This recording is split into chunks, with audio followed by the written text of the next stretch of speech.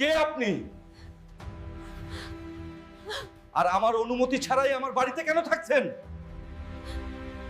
সাহেব, আমাকে শুধু 10টা দিনের সময় দিন, তারপরে আমি চলে যাব।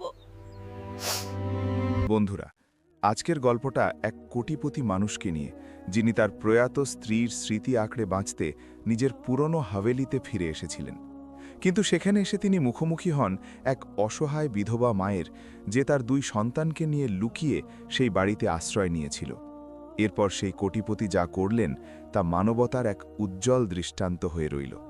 হৃদয়ে দাগ কাটার মতো এই গল্পের শেষটা জানতে এবং পুরো সত্যটা বুঝতে ভিডিওটি শেষ পর্যন্ত অবশ্যই দেখুন।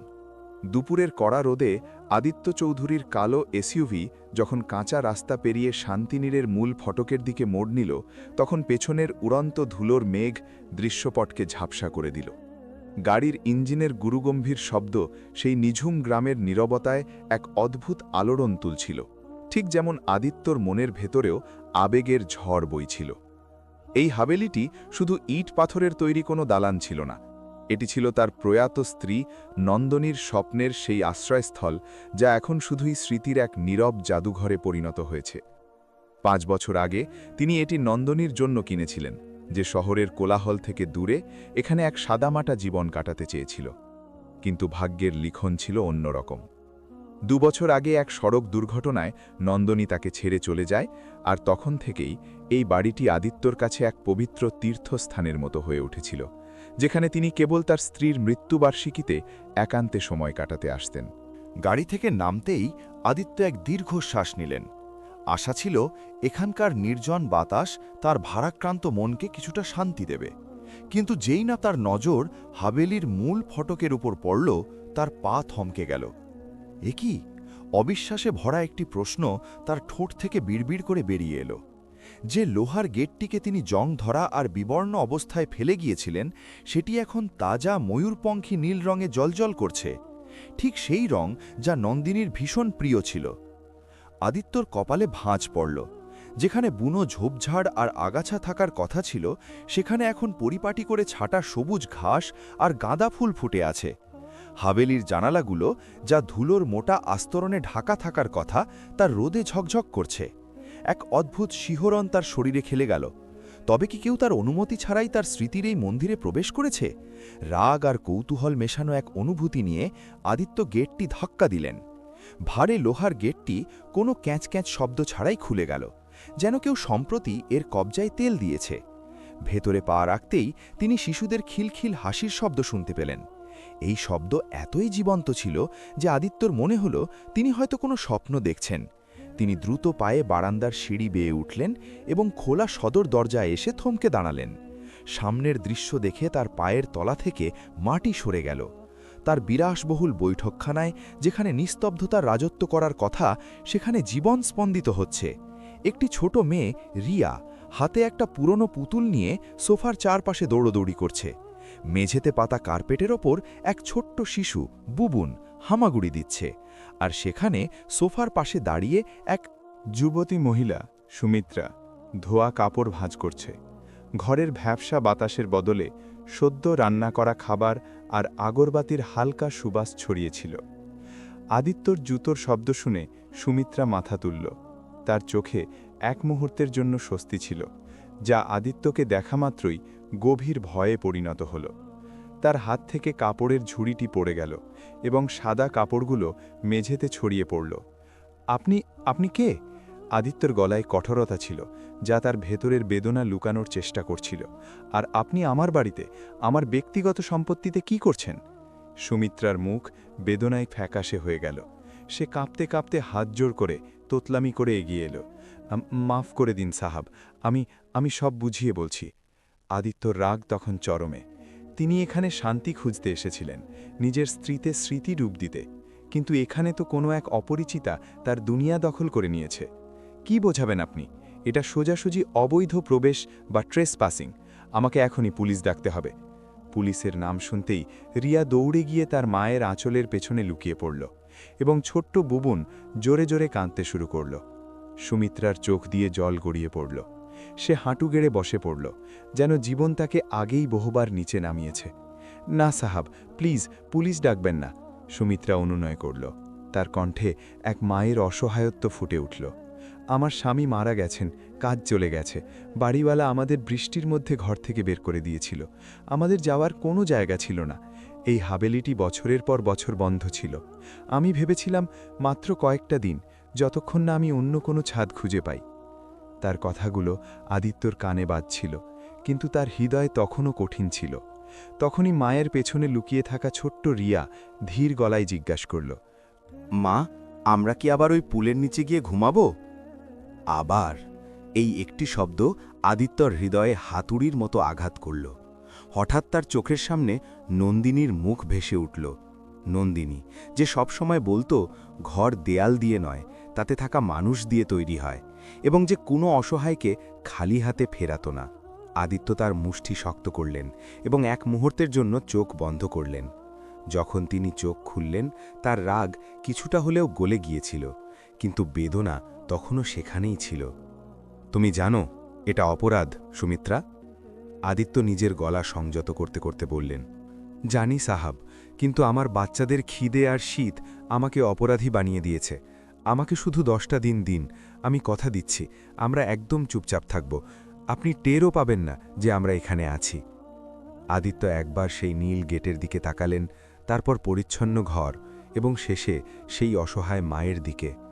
এই বাড়িতে প্রথমবার বিষাদের বদলে জীবনের উষ্ণতা অনুভব করা যাচ্ছিল। তিনি এক গভীর এবং ভারী দীর্ঘশ্বাস ফেললেন। ঠিক আছে, আদিত্য কঠোর শব্দের রায় শোনালেন। 10 দিন, শুধু 10 দিন তুমি এখানে থাকতে পারো, কিন্তু আমার একটা শর্ত আছে। তুমি আর তোমার বাচ্চারা আমার চোখের আড়াল থাকবে। আমি এখানে আমার স্ত্রীর স্মৃতিচারণ করতে এসেছি, কোনো কোলাহল চাই না। তোমরা পেছনের সার্ভেন্ট কোয়ার্টারে থাকবে। সুমিত্রা স্বস্তির নিঃশ্বাস ফেলল এবং বাচ্চাদের বুকে জড়িয়ে ধরল। ভগবান আপনার ভালো করুক সাহাব, আমরা আপনাকে একদম বিরক্ত করব না। এটি ছিল এক অদ্ভুত সমঝোতা, এক কোটিপতি যে তার স্ত্রীর স্মৃতিতে একলা থাকতে চায়, আর এক গৃহহীন পরিবার যার শুধু মাথা গোজার ঠাঁই প্রয়োজন। আদিত্য জানতেন না যে এই সিদ্ধান্ত তার জীবনকে কিভাবে বদলে দিতে চলেছে, কিন্তু সেই মুহূর্তের জন্য শান্তিনীড়ের দেয়ালগুলো স্বস্তির শ্বাস ফেলল। আদিত্য চৌধুরী এবং সুমিত্রার মধ্যে এই অদ্ভুত সমঝোতা হওয়ার ঠিক পরপরই হাভেলির দরজা বিকট শব্দে খুলে গেল।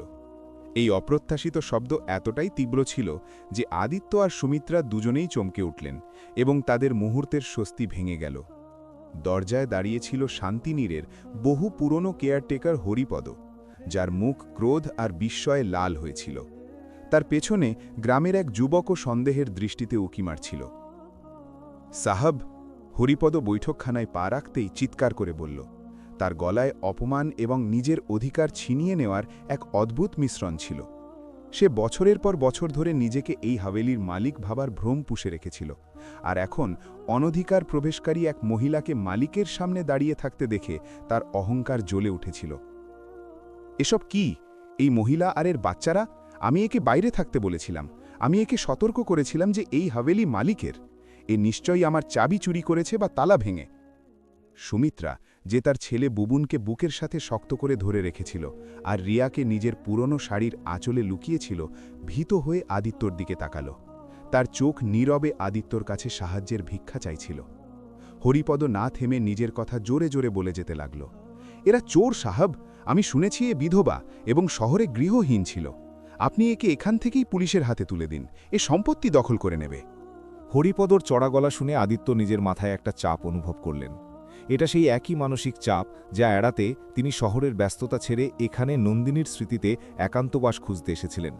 তিনি নিজেকে শান্ত করলেন, তার স্ত্রী নন্দিনীর সবসময় হাসিখুশি মুখটা মনে করলেন এবং নিজের গলা বরফের মতো ঠান্ডা ও নিয়ন্ত্রণ রাখলেন।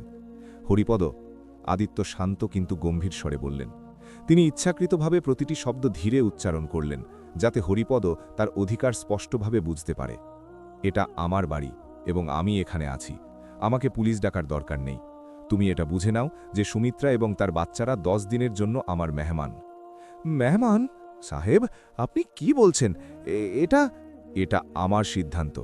আদিত্য হরিপদর কথা মাঝপথেই থামিয়ে দিলেন। তোমার দায়িত্ব হাভেলির বাইরে। তোমাকে এখানে পরিষ্কার পরিচ্ছন্নতা বজায় রাখতে বলা হয়েছিল, যা তুমি করতে পারোনি। আজ থেকে তুমি শুধু বাইরের দরজায় থাকবে এই বাড়ির ভেতরে কি হচ্ছে তা নিয়ে তোমার কোনো মাথা ব্যথা নেই। এখন তুমি যেতে পারো। হরিপদ, যে নিজেকে হাভেলির মালিক মনে করত, ভীষণ অপমানিত বোধ করল। সে যেতে যেতে সুমিত্রার দিকে এমনভাবে তাকালো যেন সে কোনো ভয়ানক মহামারী।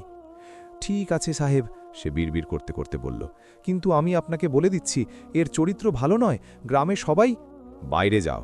আদিত্যর গলায় হঠাৎ এমন এক ধমক এলো যা হরিপদকে তৎক্ষণাৎ চুপ করিয়ে দিল এবং সেখান থেকে যেতে বাধ্য করল।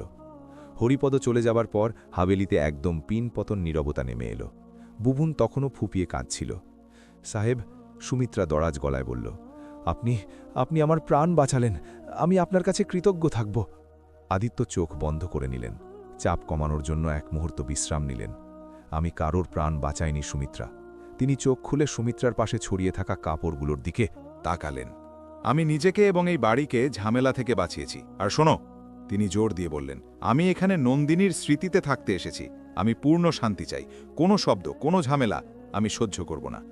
সুমিত্রা সঙ্গে সঙ্গে চোখের জল মুছে দৃঢ়তা দেখালো। আপনার শান্তি নষ্ট হবে না সাহাব, আমি আপনাকে কথা দিচ্ছি। আদিত্য কঠোরভাবে নিয়মগুলো বলে দিলেন। তুমি আর বাচ্চারা কেবল পেছনের পুরনো কর্মচারীদের কোয়ার্টারে থাকবে। তুমি তোমার প্রয়োজনীয় জিনিস রান্নাঘর থেকে তখনই নেবে যখন আমি নিজের ঘরে থাকব। রান্না পেছনের বারান্দায় হবে এবং ওখানেই খাবে। তুমি আর বাচ্চারা আমার চোখের সামনে আসবে না।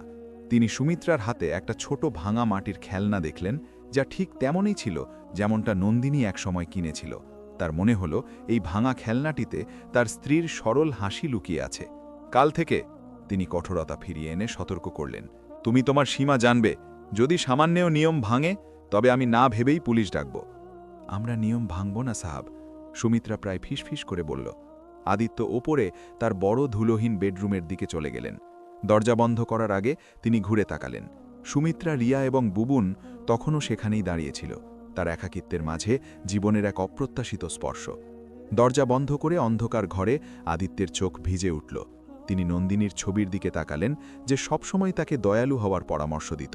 তিনি জানতেন না এই 10 দিন কিভাবে কাটবে, কিন্তু তিনি এটা নিশ্চিত জানতেন যে এখন শান্তিনীর আর আগের মতো জনশূন্য নেই। পরদিন আদিত্যর জন্য এক অদ্ভুত একাকী কারাবাসের মতো কাটল। হাভেলিতে অদৃশ্য দেয়াল দাঁড়িয়েছিল। একদিকে তিনি ওপরের বিলাসবহুল ঘরে তার প্রয়াত স্ত্রীর স্মৃতি এবং ব্যবসার চিন্তায় ডুবেছিলেন, আর অন্যদিকে সুমিত্রা ও তার বাচ্চারা পেছনের কোয়ার্টারে ছায়ার মতো বাস করছিল।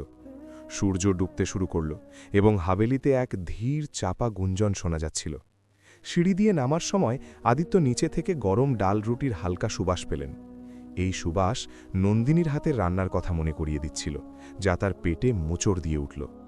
রাত প্রায় 8টার দিকে তিনি খুব হালকা লড়ির শব্দ শুনতে পেলেন। সুমিত্রা বুবুনকে ঘুম পাড়ানোর চেষ্টা করছিল হয়তো। লড়িটি খুব সাধারণ ছিল, কিন্তু তাতে মায়ের মমতা আর অসহায়ত্বের বেদনা মিশেছিল। আদিত্য তার জানলা খুললেন এবং নিচের আঙিনায় সুমিত্রাকে দেখলেন।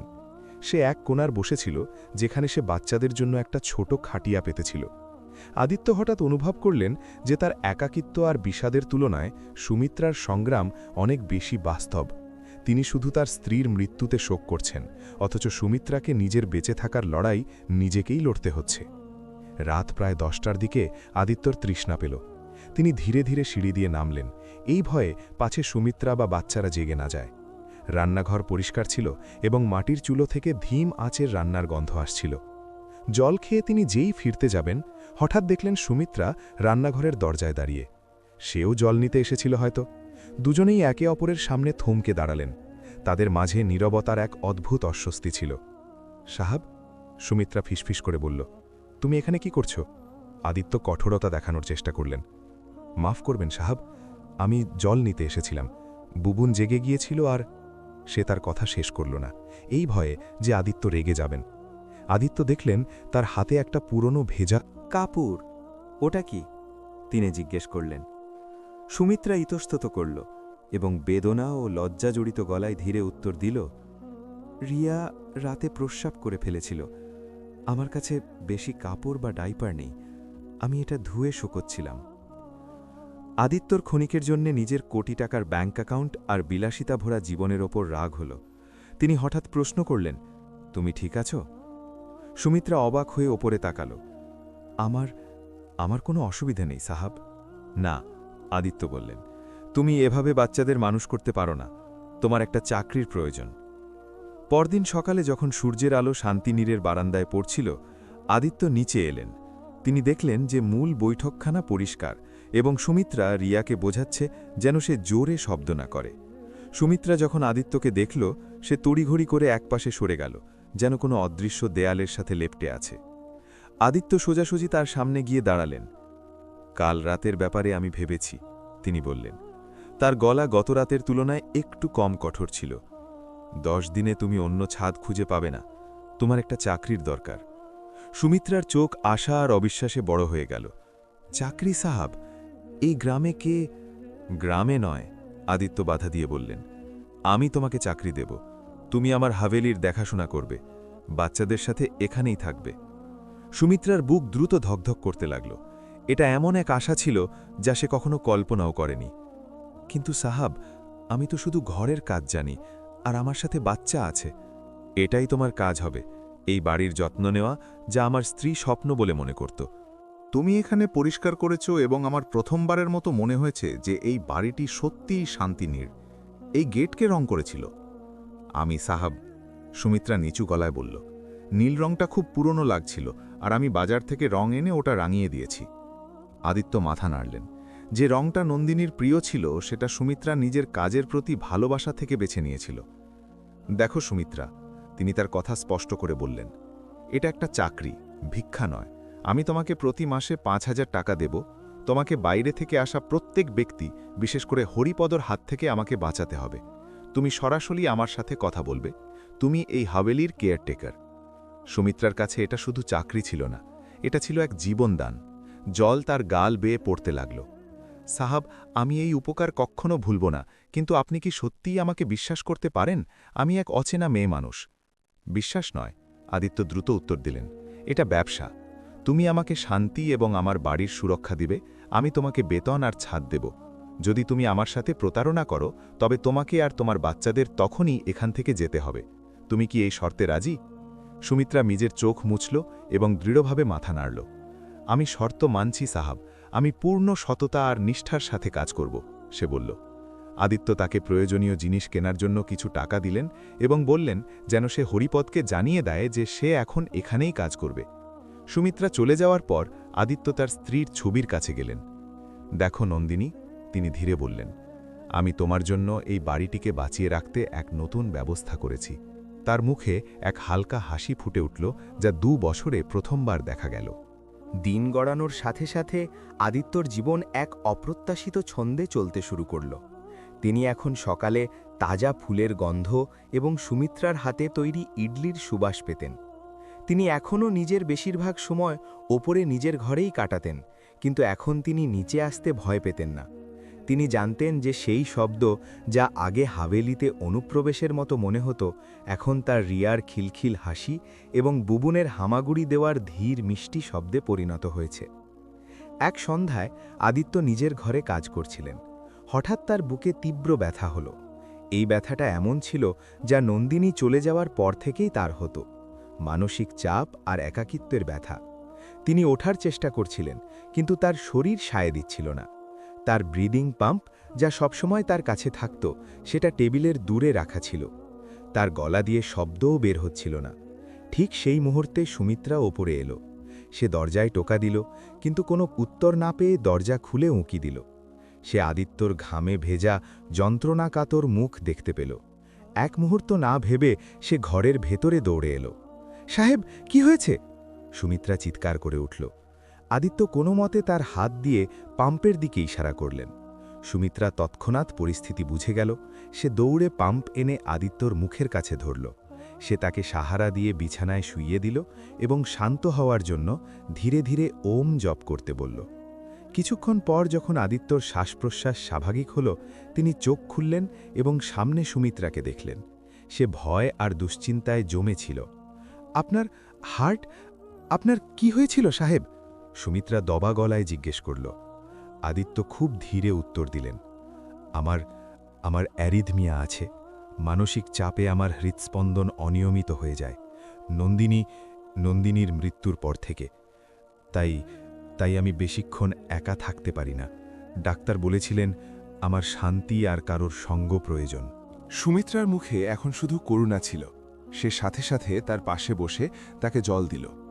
আমি জানতাম না সাহাব, আমি ক্ষমা চাইছি যে আমি আপনাকে বিরক্ত করেছি। তুমি আমাকে বাঁচিয়েছ সুমিত্রা, আদিত্য মাঝপথেই বললেন। তার কণ্ঠে এখন ব্যথার বদলে কৃতজ্ঞতা ছিল। যদি তুমি আজ এখানে না থাকতে তবে আমি হয়তো চলেই যেতাম। এই ঘটনাটি তাদের দুজনের মাঝখানের দূরত্ব ঘুচিয়ে দিল। সুমিত্রা এখন জানত যে তার মালিক শুধু একজন কোটিপতি নন, বরং একজন দুঃখী এবং অসুস্থ মানুষ। আর আদিত্য জানতেন যে সুমিত্রা কেবল এক গৃহহীন মহিলা নয়, বরং এমন একজন মানুষ যে তার প্রাণ বাঁচিয়েছে। এই হাভেলির দেয়ালগুলো সেই রাতে এক নতুন গভীর বন্ধন গড়ে উঠতে দেখল। এখন আদিত্য নিজের ঘরের চেয়ে বেশি সময় নিচের বারান্দায় কাটাতে শুরু করলেন, যেখানে তিনি কাজ করতে করতেও বাচ্চাদের হালকা নড়াচড়ার শব্দ শুনতে পেতেন। রিয়া, যে এখন জেনে গিয়েছিল যে সাহাব কোনো বিপজ্জনক পুলিশ নয়, বরং একজন দয়ালু মানুষ, সে মাঝে মাঝে তার ভাঙা খেলনা নিয়ে তার কাছে চলে আসত এবং চুপচাপ তার পায়ের কাছে বসে খেলতে শুরু করত। আদিত্যর এইসব দেখে এক অদ্ভুত শান্তি লাগত, এমন এক শান্তি যা নন্দিনীর মৃত্যুর পর তার জীবন থেকে হারিয়ে গিয়েছিল। এক দুপুরে হাভেলির পেছনের আঙিনায়, যেখানে সুমিত্রা কাপড় ধুইছিল, আদিত্য সেখানে গেলেন। তিনি হয়তো রান্নাঘরের বাজার নিয়ে কথা বলতে চেয়েছিলেন, কিন্তু যখন তিনি সুমিত্রাকে কাজ করতে দেখলেন, তার পা আটকে গেল। সুমিত্রা রোদে বসেছিল, তার কপালে ঘামের বিন্দু, এবং সে গুনগুন করতে করতে কাপড় ধুয়েছিল। সুমিত্রা, আদিত্য ধীরে ডাকলেন। সুমিত্রা চমকে উঠে দাঁড়াল। সে তাড়াতাড়ি নিজের হাত মুছল। জি সাহাব। তুমি কাজের প্রতি খুব সৎ, আদিত্য বললেন। তুমি এই হাভেলির খেয়াল এমনভাবে রাখো যেন এটা তোমার নিজের বাড়ি। সুমিত্রার মুখে হালকা হাসি এলো, যা দ্রুতই বেদনায় বদলে গেল। এটা আপনার উপকার সাহাব, আপনার উপকারের কারণেই আজ আমার বাচ্চারা ছাদ পেয়েছে। আমি এই বাড়িকে নন্দিনী ম্যাডামের স্বপ্ন মনে করি। আমি দরজায় নীল রং এই জন্যেই লাগিয়েছিলাম। ওনার কিছু ছবি আর পেইন্টিং যা ওপরের ঘরে আছে, সবেতেই উনি নীল রং খুব পছন্দ করতেন। আর আমি ভাবলাম। তার গলা ধরে এলো। আদিত্য এটা শুনে গভীর অবাক হলেন। সুমিত্রা, যে কখনো নন্দিনীকে দেখেনি, সে তার পছন্দের রং চিনতে পেরেছে এবং নিজের ছোট প্রচেষ্টায় এই হাভেলিকে তার স্মৃতির সাথে জুড়ে দিয়েছে। তুমি নন্দিনীকে কিভাবে জানলে? আদিত্য জিজ্ঞেস করলেন। যখন আমি প্রথমে এখানে এসেছিলাম সাহাব, তখন আমি ওপরের লাইব্রেরিতে একটা খোলা বইয়ে ওনার ছবি দেখেছিলাম। ওনার চোখ এতই নিষ্পাপ ছিল যে আমার মনে হলো যদি আমি ভুল করেও এই বাড়িতে এসে থাকি, তবুও উনি আমাকে ক্ষমা করে দেবেন। এই কথা শুনে আদিত্যের চোখ ভিজে এলো। তার মনে হলো যেন নন্দিনীই সুমিত্রাকেই বাড়িতে পাঠিয়েছে। তিনি প্রথমবারের মতো নিজের অনুভূতিগুলো খুলে বলতে শুরু করলেন। নন্দিনী, ও খুব দয়ালু ছিল সুমিত্রা। যখন ও চলে গেল, আমার ভেতর থেকে যেন জীবনটাই বেরিয়ে গেল। আমার হৃদয়, আমি জানি তুমি বোঝো। যখন আমার বুক ধড়ফড় করে, তখন আমার মনে হয় আমি আর বাঁচতে চাই না। এই বাড়ি, এই জীবন, সবকিছুই শূন্য লাগে। সুমিত্রা নিচের দিকে তাকালো, তারপর সাহস জুগিয়ে বলল, মাফ করবেন সাহাব, কিন্তু আমি আপনার সাথে একমত নই। আপনার বাঁচার প্রয়োজন আছে। নন্দিনী ম্যাডামের স্মৃতির জন্যেই সঠিক। আর যদি আপনি শূন্যতা অনুভব করেন, তবে পেছনে ফিরে দেখুন, আপনি একা নন। পেছনে ফিরে তাকালেন। বুবুন হামাগুড়ি দিয়ে তার জুতোর ফিতে নিয়ে খেলছিল, আর রিয়া দূর থেকে তা দেখে হাসছিল। আদিত্যের উপলব্ধি হল যে সে ঠিকই বলছে, জীবন এখনও তার চারপাশেই আছে। এরই মধ্যে গ্রামে আরেক কাহিনী চলছিল। হরিপদ, যে আদিত্যের দয়া এবং সুমিত্রার ঘরে থাকা নিয়ে খুব হিংসে করছিল, সে প্রতিদিন হাভেলির বাইরে থেকে ভেতরের খবর নেওয়ার চেষ্টা করত। সে আদিত্যের ওপর প্রতিশোধ নিতে চাইছিল, যে তাকে অপমান করে হাভেলির ভেতরের কাছ থেকে সরিয়ে দিয়েছিল এবং সুমিত্রাকে সেখানে থাকার অনুমতি দিয়েছিল। এক সন্ধ্যায় হরিপদ কিছু গ্রামবাসীকে সাথে নিয়ে আদিত্যের সাথে দেখা করতে এলো। সে তার কথাগুলো খুব জোর গলায় এবং অপমানজনকভাবে শুরু করল। সাহেব, এই বিধবা সুমিত্রা গ্রামের জন্য ঠিক নয়, ও চরিত্রহীন। আগে ওর স্বামী ওকে মারধর করত, আর এখনও এখানে এসে আপনাকে ফাঁসাচ্ছে। গ্রামে সবাই এই নিয়ে কথা বলছে। হরিপদ চিৎকার করে বলল। আদিত্য কোনো ভাবলেশ ছাড়াই হরিপদর দিকে তাকালেন। আমার গ্রামবাসীদের কথায় কোনো আগ্রহ নেই হরিপদ, কিন্তু সাহেব, এই মহিলা আর আপনি। ব্যাস, আর একটা শব্দও নয়। আদিত্য নিজের গলার সবটুকু জোর দিয়ে বললেন, এই মহিলা এখন আমার কর্মচারী এবং এ আমার বাড়িতেই থাকছে। আমি তোমাকে শেষবারের মতো বলছি, এই বাড়ির ভেতরে কি হচ্ছে সেটা আমার ব্যাপার। তোমার প্রতিটি কথা মিথ্যা, ঈর্ষাপরায়ণ এবং আমার পরিবারের প্রতি বিদ্বেষপূর্ণ। যদি তুমি সুমিত্রা বা তার বাচ্চাদের সম্পর্কে অথবা আমার সম্পর্কে গ্রামে কোনো গুজব ছড়াও, তবে আমি তোমাকে শুধু চাকরি থেকেই বের করব না, বরং তোমার বিরুদ্ধে মানহানির মামলাও করব। হরিপদ এবং গ্রামবাসীরা লজ্জিত হয়ে সেখান থেকে চলে গেল, কিন্তু হরিপদর মুখে প্রতিশোধ নেওয়ার প্রতিজ্ঞা ছিল। রাতে সুমিত্রা আদিত্যর কাছে এসে তাকে ধন্যবাদ জানাল। সাহাব, আজ আপনি আমার সম্মান রক্ষা করলেন। আদিত্য ধীরে উত্তর দিলেন, আমি তোমার সম্মান রক্ষা করিনি সুমিত্রা, আমি আমার বাড়ির সম্মান রক্ষা করেছি। আমি এখন সিদ্ধান্ত নিয়েছি, তুমি এখন কোথাও যাবে না, তোমাকে আর তোমার বাচ্চাদের এখানেই থাকতে হবে।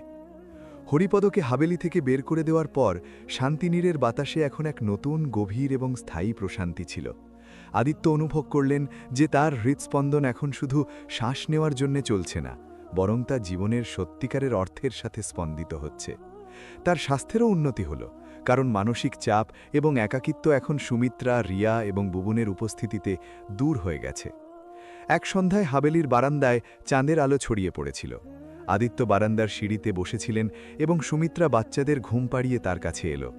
তাদের মাঝের নীরবতা ছিল সহজ এবং স্নেহে ভরা। সুমিত্রা, আদিত্য ধীর গলায় ডাকলেন। জি সাহাব। আদিত্য নিজের সামনে রাখা নন্দিনীর ছোট ছবিটার দিকে তাকালেন। আমি অনেক ভেবেছি, নন্দিনী, ও চাইতো আমি যেন খুশি থাকি। আমি এই হাবেলিকে তার স্মৃতির জাদুঘর বানিয়ে দিয়েছিলাম, কিন্তু এটা ভুলে গিয়েছিলাম যে নন্দিনী নিজে কতটা প্রাণবন্ত ছিল। এখন যখন আমি তোমাকে আর তোমার বাচ্চাদের দেখি, তখন আমার মনে হয় এই বাড়িটা সত্যিই নন্দিনীর স্বপ্নে ভরে গেছে। তিনি সুমিত্রার দিকে তাকালেন।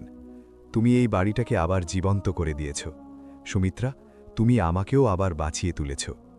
যখনই আমার বুক ধড়ফড় করে তুমি পাশে থাকো, যখন আমি রিয়াকে হাসতে দেখি বা বুবুনকে কোলে নিই, তখন আমার মনে হয় এটা জীবনের দ্বিতীয় সুযোগ যা নন্দিনী আমাকে দিয়েছে। সুমিত্রা চুপচাপ শুনছিল, তার চোখ ভেজা ছিল। আমি তোমাকে এখানে চাকরি বা কোনো করুণার নিচে রাখতে চাই না। আদিত্য তার কথা চালিয়ে গেলেন। আমি তোমাকে সেই সম্মান দিতে চাই যা তুমি আর তোমার বাচ্চারা দুজনেই পাওয়ার যোগ্য। তিনি সাহস জোগালেন এবং ধীর গলায় বললেন, আমি তোমাকে বিয়ে করতে চাই। পুরো বারান্দায় গভীর নিস্তব্ধতা নেমে এলো। সুমিত্রার কানে এই কথা কোনো দূর স্বপ্নের মতো লাগছিল। সে এক গৃহহীন হতভাগা বিধবা, আর আদিত্য চৌধুরী শহরের অন্যতম ধনী ব্যক্তি। সাহাব, আমি যোগ্য নই, সুমিত্রা দবা গলায় বলল। তার মুখে আত্মসন্দেহ আর ভয়ের ছাপ ছিল। আপনি এত বড় মানুষ, আমি এক সাধারণ মহিলা, লোকে কি বলবে? হরিপদের মতো লোকেরা আমাদের বাঁচা কঠিন করে দেবে। আদিত্য দৃঢ়ভাবে তার হাত ধরলেন। এই প্রথমবার তিনি এইভাবে তাকে স্পর্শ করলেন, এবং সেই স্পর্শে এক গভীর সমর্পণ ছিল। লোকে কি বলবে তার চিন্তা হরিপদের মতো ছোট মনের মানুষেরা করে সুমিত্রা, আমি নই। আমি সেই মানুষ যে নিজের জীবনে সব হারিয়ে ফেলেছিল এবং এখন তোমাকে আর তোমার বাচ্চাদের খুঁজে পেয়েছি। আমি তোমার সরলতা, তোমার সততা এবং তোমার মাতৃত্বকে ভালোবাসি। তুমি আমার হৃদয়ের শান্তি নীড়। তিনি ধীরে বললেন, আমি আমার সিদ্ধান্ত নিয়ে ফেলেছি। তুমি আমার স্ত্রী হবে, আর রিয়া আর বুবুন আমার সন্তান। তুমি কি আমার এই জীবনদান গ্রহণ করবে? সুমিত্রার চোখ দিয়ে এখন অঝরে জল পড়ছিল, কিন্তু এই জল বেদনার ছিল না, বরং বছরের পর বছর সংগ্রামের পর পাওয়া সুখ এবং সম্মানের ছিল। সে তার বাচ্চাদের উজ্জ্বল ভবিষ্যৎ আদিত্যের চোখে দেখতে পেল। সে ধীরে ধীরে মাথা নাড়ল। হ্যাঁ সাহাব, আমি রাজি। কিছু সপ্তাহের মধ্যেই শান্তিনীর এক উৎসবের রঙে সেজে উঠল। আদিত্য কোনো বড় লোক দেখানো শহরের অনুষ্ঠান করলেন না। তিনি সিদ্ধান্ত নিলেন যে এই বিবাহ সেই গ্রামেই, সেই মানুষদের উপস্থিতিতেই হবে যাদের সামনে সুমিত্রাকে অপমান করা হয়েছিল। এটি ছিল সুমিত্রার সম্মান পুনরুদ্ধারের দিন। বিয়ের দিন এলো। হাভেলিকে গাঁদা আর গোলাপ ফুল দিয়ে সাজানো হয়েছিল। গ্রামের সব মানুষ সেখানে উপস্থিত ছিল, এমনকি তারাও যারা একসময় সুমিত্রাকে সন্দেহ করেছিল। হরিপদ ছাড়া প্রত্যেকেই এই অনন্য বিবাহ দেখতে এসেছিল। সুমিত্রা এক সাধারণ কিন্তু সুন্দর লাল শাড়িতে আদিত্যর পাশে দাঁড়িয়েছিল। আদিত্য শেরওয়ানি পড়েছিলেন, কিন্তু তার চেহারায় সবচেয়ে বিশেষ গয়না ছিল এক সত্যিকারের এবং গভীর হাসি। পণ্ডিত মশাই বৈদিক মন্ত্রপাঠ শুরু করলেন। যখন 7 পাক নেওয়া হচ্ছিল, তখন আদিত্য সুমিত্রার হাত শক্ত করে ধরে রেখেছিলেন। রিয়া আর বুবুন নতুন পোশাকে তাদের মায়ের পাশে দাঁড়িয়ে এই দৃশ্য কৌতূহল নিয়ে দেখছিল। অগ্নিকে সাক্ষী রেখে যখন আদিত্য সুমিত্রার সিঁথিতে সিঁদুর পরিয়ে দিলেন, তখন পুরো গ্রাম করতালিতে ফেটে পড়ল। আদিত্য গ্রামবাসীদের দিকে তাকালেন, যাদের চোখে এখন আর কোনো সন্দেহ নেই, কেবল সম্মান আর খুশি ছিল। তিনি সুমিত্রাকে নিজের স্ত্রী হিসাবে এবং রিয়া আর বুবুনকে নিজের পরিবার হিসাবে গ্রহণ করে নিয়েছিলেন। বিবাহ সম্পন্ন হল। আদিত্য সুমিত্রাকে নিজের দিকে টানলেন এবং তার কপালে আলতো করে চুমু খেলেন। এখন তুমি আমার স্ত্রী সুমিত্রা, তিনি ফিসফিস করে বললেন, চিরকালের জন্য। সুমিত্রা চোখে জল নিয়ে উত্তর দিল। আদিত্য অনুভব করলেন যে তার হৃদয়, যা নন্দিনীর চলে যাওয়ার পর এক খালি এবং বন্ধ সিন্দুক হয়ে গিয়েছিল, তা এখন ভালোবাসা, জীবন এবং নতুন স্বপ্নের সম্পদে পূর্ণ হয়ে গেছে। শান্তিনীর অবশেষে তার নামের সঠিক অর্থ খুঁজে পেয়েছিল। বন্ধুরা, আপনাদের এই গল্পটি কেমন লাগলো? আপনাদের মতামত আমাদের কমেন্টে অবশ্যই জানাবেন। যদি গল্পটি ভালো লেগে থাকে, তবে ভিডিওটিতে লাইক দিন এবং বন্ধুদের সাথে শেয়ার করতে ভুলবেন না। আর হ্যাঁ, আপনারা এই ভিডিওটি কোথা থেকে দেখছেন, আপনার প্রিয় গ্রাম বা শহরের নামও কমেন্টে অবশ্যই লিখবেন। এমনই আরও হৃদয়স্পর্শী গল্প শোনার জন্য আমাদের চ্যানেলটি সাবস্ক্রাইব করতে ভুলবেন না। দেখা হচ্ছে পরের গল্পের সাথে। ততক্ষণ পর্যন্ত ভালো থাকুন।